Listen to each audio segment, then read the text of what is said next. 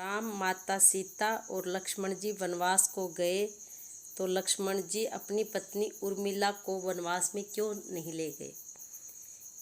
अगर लक्ष्मण जी अपनी पत्नी उर्मिला को वनवास में ले जाते तो माता सीता को एक सखी और बहन मिल जाती जो कि उनके साथ सहचरी बनकर रह सकती थी, और हो सकता है कि माता सीता का अपहरण भी नहीं होता, रावण माता सीता को उठाने में कामयाब भी नहीं होता।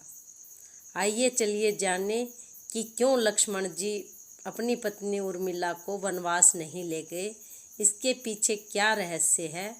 आइए चलिए जाने इस प्रसंग के द्वारा। जय सिया राम। वनवास जाते समय उर्मिला ने लक्ष्मण से अनुरोध किया कि वह उनके साथ वनवास में आना चाहती है, परंतु लक्ष्मण ने यह कहकर मना कर दिया कि अगर सब वनवास में चले जाएंगे तो माता पिता जो कि अब वृद्ध हो चुके हैं और अपने पुत्र और पुत्र वधू को वनवास में भेज रहे हैं, उनकी सेवा कौन करेगा, क्या हाल होगा उनके माता पिता का। तो उर्मिला को वहीं रहना चाहिए।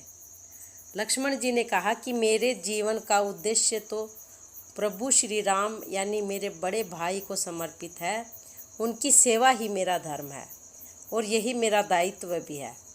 अगर उर्मिला साथ चलेगी तो लक्ष्मण जी की यानी कि मेरी जिम्मेदारियां बढ़ जाएंगी।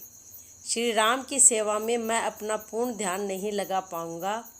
लक्ष्मण ने उर्मिला से एक और वचन भी लिया कि उर्मिला 14 वर्ष तक एक आंसू भी नहीं बहाएगी। कितना कठिन होता है उस वचन को निभाना कि एक नवविवाहिता का पति 14 वर्ष के लिए उससे अलग हो रहा है और वह अपने आँख में आंसू भी नहीं ला सकती। लेकिन सती उर्मिला ने यह स्वीकार कर लिया। राजा दशरथ के मृत्यु पश्चात भी वह नहीं रोई। उस घड़ी को याद करते ही एक सिहर सी आ जाती है। उस कल्पना करके देखिए कि जब एक सती उर्मिला के पति वनवास को चले गए 14 वर्ष के लिए और उनके पिता समान ससुर स्वर्गवासी हो गए, तब उन आंसुओं को रोक पाना कितना कठिन होगा। यहाँ तक कि उर्मिला को उसके माता पिता ने मायके चलने के लिए कहा, लेकिन उर्मिला अपने माँ बाप के साथ मायके नहीं गई। उसने अयोध्या में रहकर ही अपने सास ससुर की सेवा की। वनवास की प्रथम रात्रि राम और माता सीता थक कर सो गए, लेकिन लक्ष्मण जी ने सोने से इनकार कर दिया। वह जागकर पहरा देते रहे, लेकिन नींद को तो अपने समय पे आना ही था।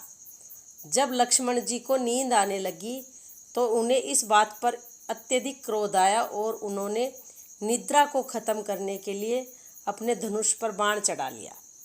तभी निद्रा देवी प्रकट हुई और बोली कि आप कैसे वीर हैं जो एक स्त्री पर शस्त्र उठा रहे हैं। निद्रा देवी ने कहा कि आपको सोना चाहिए, यह प्रकृति का नियम है। तब लक्ष्मण जी ने शांत होकर कहा कि हे देवी, मुझे क्षमा कीजिए, लेकिन आप अभी मेरे पास मत आइए। अगर मैं सो गया तो मेरे भैया भाभी की रक्षा कौन करेगा, क्योंकि मुझे मेरी माँ सुमित्रा ने आते वक्त कहा था कि मैं अपने भैया भाभी की दिन रात सेवा करूं। अगर मैं सो गया तो मैं अपनी माता के आज्ञा का पालन भी पूरी तरह से नहीं कर पाऊंगा और उनकी रात को सेवा नहीं कर पाऊंगा। जब प्रभु श्री राम का अयोध्या में राज तिलक हो जाएगा तब आप आ जाइएगा। निद्रा देवी ने कहा कि अगर ऐसा आपका अनुरोध है तो आपके हिस्से की नींद किसी और को पूरी करनी होगी। तब लक्ष्मण जी ने निद्रा देवी से विनती की कि वे अयोध्या में उसकी पत्नी उर्मिला के पास जाएं और उनसे कहें कि वो अपने पति के स्थान पर निद्रा ले। धन्य है वो देवी उर्मिला जो कि जब निद्रा देवी ने उर्मिला के सम्मुख लक्ष्मण की इच्छा प्रकट की तो वह अपने पति की सहायता के लिए प्रसन्नता से तत्पर हो उठी। उर्मिला ने कहा कि उनकी क्लांति यानी कि उनका आलस मुझ पर हावी हो जाए, ताकि वो सदैव तरोताज़ा और सक्रिय बने रहें और अपने भैया भाभी की सेवा करें। जिस उद्देश्य के लिए गए हैं वो अपने उद्देश्य को पूरा करें।